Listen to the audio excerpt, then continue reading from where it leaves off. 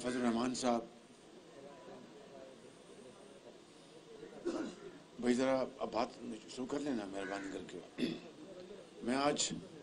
हजरत के पास हाज़िर हुआ था। काफ़ी अरसे से मेरी इनसे मुलाकात नहीं हुई थी। हम जूम के ऊपर तो मिलते रहते हैं जब हमारी पीडीएम की मीटिंग्स होती हैं, लेकिन मैं काफ़ी अरसे से ख्वाहिशमंद भी था। फिर पिछले हफ्ते हजरत से मेरी बात भी हुई, तो ये तय पाया कि मैं इस्लामाबाद आके आपके पास हाज़िर हूँगा। आपको मुबारकबाद भी देनी थी। केपीके में आपने पहले मरले में पीटीआई को शिकस्त फाश दे के वहाँ पर उनको गरीब और गुर्बत से मारे लोगों को उनको देखने का मौका मिले और शऊर आए। आज उसके अलावा हमारी पीडीएम के हवाले से भी गुफ्तगू हुई और हमने मशवरा किया है कि पीडीएम का मशावरत के साथ बाकी तमाम जो पार्टीज़ हैं पीडीएम में शामिल 25 जनवरी के आसपास सरबराही मीटिंग का इजलास बुलाया जाए, जिसमें यकीनन 23 मार्च का जो पीडीएम ने ऐलान कर रखा है महंगाई मार्च का, उसके बारे में जो तंजीमी अमूर है उसके बारे में गुफ्तगू होगी और फिर वहाँ पर बाकी जो मुल्क की सूरत हाल है उसके ऊपर भी मुशावरत होगी। आज हम दोनों ने, मौलाना हमारे अमीर हैं पीडीएम के, ये तय किया कि इस हुकूमत के जो जालिमाना इक़दामात हैं और मिनी बजट के हवाले से, जिसके ऊपर कल मेरी तकरीर हो चुकी है ऐवान में, और आज दूसरे जो कायदीन हैं उन्होंने भी आज स्पीच की है, और मिनी बजट के हवाले से जो एक नया तूफ़ान आने वाला है महंगाई का और गरीब आदमी को बेहाल करने का, उसके ऊपर भी हमारी गुफ्तगू हुई है कि हम ऐवान के अंदर मुतअद्दिदा अपोजिशन मिलकर इंशाअल्लाह इसका हद्दुल मक़दूर इसका मुकाबला करेगी। पाकिस्तान इस वक्त, हम हमेशा कहते हैं कि मुश्किल तरीन दौर से गुज़र रहा है, लेकिन इस बार यकीनन 74 साल में पाकिस्तान अपने मुश्किल तरीन दौर से गुज़र रहा है। चाहे वो हमारे माशी चैलेंजेस हैं, चाहे हमारे ख़ारजी मसाइल हैं, चाहे हमारी फ़ॉरेन डिप्लोमेसी है और गवर्नेंस के जो इश्यूज़ हैं। मैंने कल कहा, मैं आज फिर इस बात का इआदा करना चाहता हूँ, at the fullest force at my command, कि मैंने 74 साल में इससे ज़्यादा, पीटीआई से ज़्यादा लागर, नालायक, इनकॉम्पिटेंट और करप्ट हुकूमत नहीं देखी, जिसने पाकिस्तान के 22 करोड़ आवाम को इस वक्त तबाह हाल कर दिया है। और ये वक्त आ गया है कि तमाम आइनी, कानूनी और सियासी जो हथियार हैं उसको इस्तेमाल किया जाए। आपका बहुत शुक्रिया।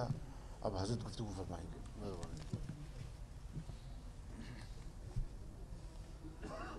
बिस्मिल्लाहिर्रहमानिर्रहीम, नहमदुहु व नुसल्ली अला रसूलिहिल करीम। हमारे नहायत काबिल एहतराम जनाब मियाँ मोहम्मद शहबाज शरीफ साहब, تشریف لائے ہیں، میں دل کی گہرائیوں سے ان کا خیر مقدم کرتا ہوں،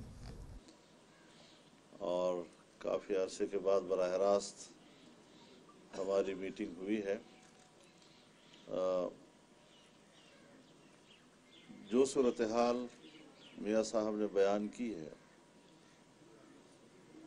اور اس وقت جو منی بجٹ پیش کیا جا رہا ہے، جس سے کہ مہنگائی کا ایک نیا طوفان اٹھ کھڑا ہوگا، تعجب کی بات یہ ہے کہ جس حکومت کو اپنے عام غریب آدمی کا احساس نہیں اور بین الاقوامی اداروں کو اور ان کا مفاد ان کو عزیز ہے،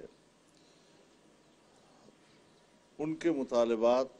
ان کے دباؤ پر قانون سازی کی جا رہی ہے، تو ایسی صورتحال میں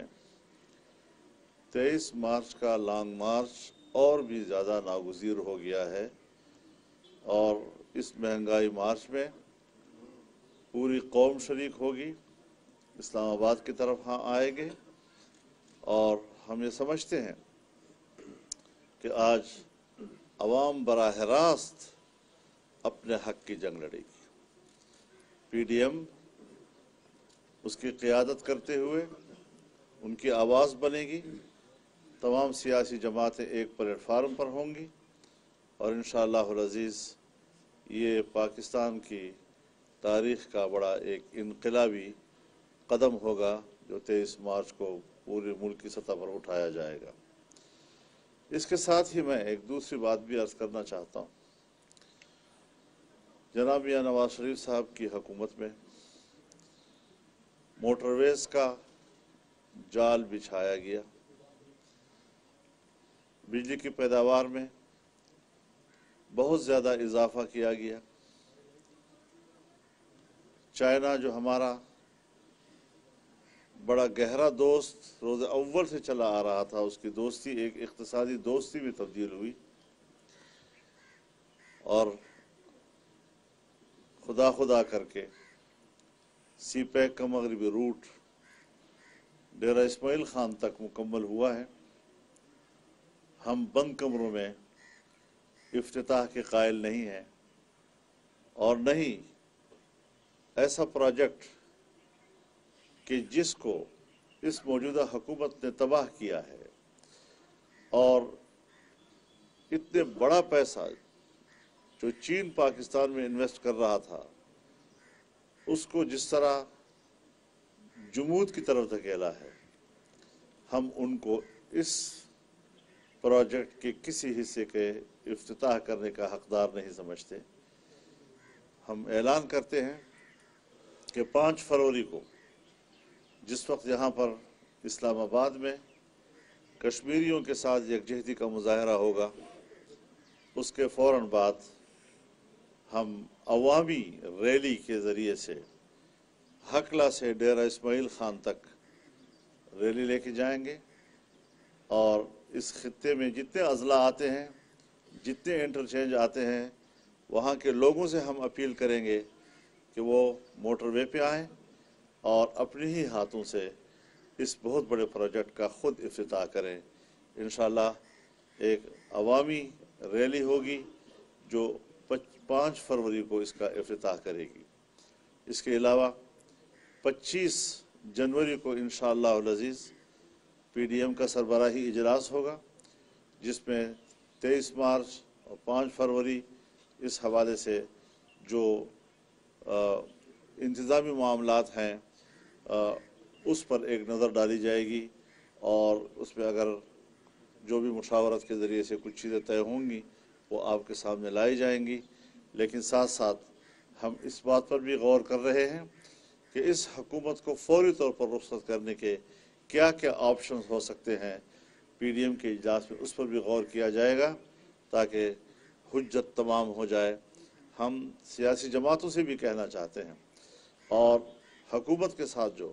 اتحادی جماعتیں ہیں، انہوں نے کس امید کے ساتھ اس حکومت کے ساتھ اتحاد کیا تھا حکومت بنانے میں،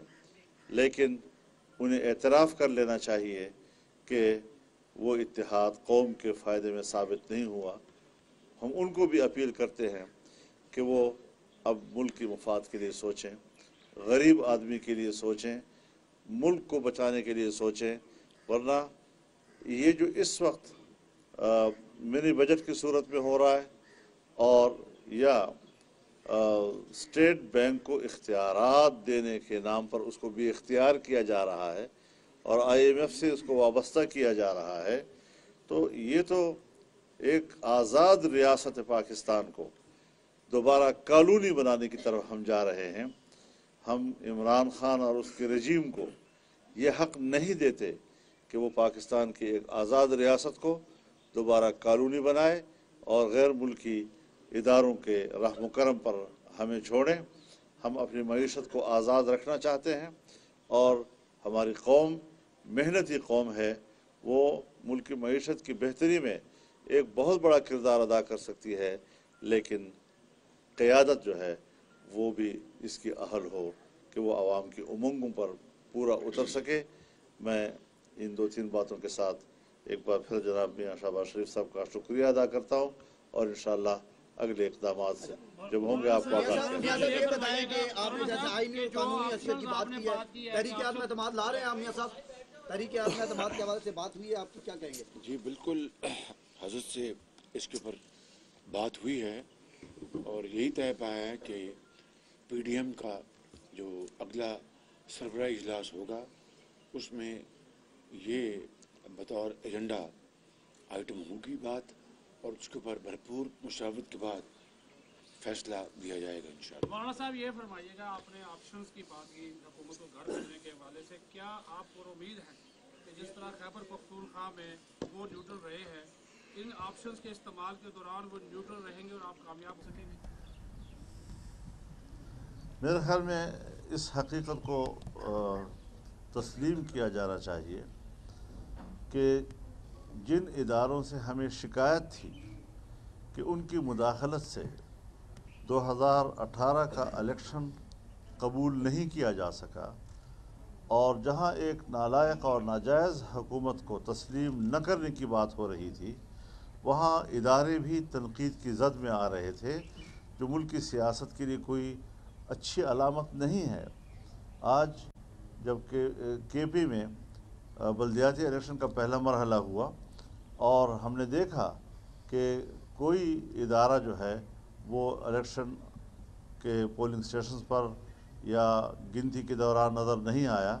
تو پھر آپ نے دیکھا کہ اس کے نتائج پھر کیا سامنے آئے ہیں۔ تو ہم آئندہ بھی یہی توقع رکھتے ہیں، ادارے کی جو عزت ہے وہ ان کے اپنے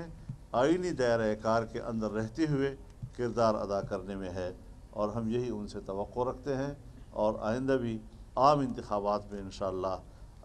یہی روایت اگر مستحکم ہو گئی اور برقرار رہی تو آپ دیکھیں گے کہ ملک کے سیاست کے اور انتخابات کے نتائج کیا ہوں گے۔ مولانا صاحب یہ بتائیے گا کہ الیکشن کمیشن نے دوسرے مرحلے کے انتخابات میں فوج کو طلب کر لیا، آپ نے کہا گنتی میں وہ نہیں تھے تو کوئی اثر انداز نہیں ہوا، اب کیا امید ہے آپ کو؟ میرے خیال میں وہ جو فوج کو طلب کرنے والی بات ہے ہم مسترد کرتے ہیں۔ الیکشن کمیشن غلام مت بنے، وہ آزادانہ الیکشن کی ذمہ داری لے۔ اس وقت بھی وہاں پر انتظامی تبدیلیاں لائی جا رہی ہیں، ڈپٹی کمشنرز کو تبدیل کیا جا رہا ہے، پریزائڈنگ آفیسر کو تبدیل کیا جا رہا ہے، نئے لوگوں کو ایمرجنسی میں تعینات کیا جا رہا ہے، اور تحصیل لیول پر اسسٹنٹ کمشنرز کو، پولیس کے افسران کو، یہ سارا ابتدا کرنا ہے کہ اپنی مرضی کے نتائج حاصل کر سکیں۔ اس کی اجازت نہیں دی جائے گی اور سخت مزاحمت کی جائے گی، لہذا الیکشن کمیشن وہ اپنے آپ کو متنازع مت بنائے۔ مکمل امن و امان ہے اور پورے صوبے میں انتخاب ہوا اور امن و امان کے حوالے سے مثالی رہا ہے، انشاءاللہ ایسی نوبت نہیں آئے گی۔ آپ کا سب کا بہت بہت شکریہ، بہت مہربانی۔ بہت شکریہ۔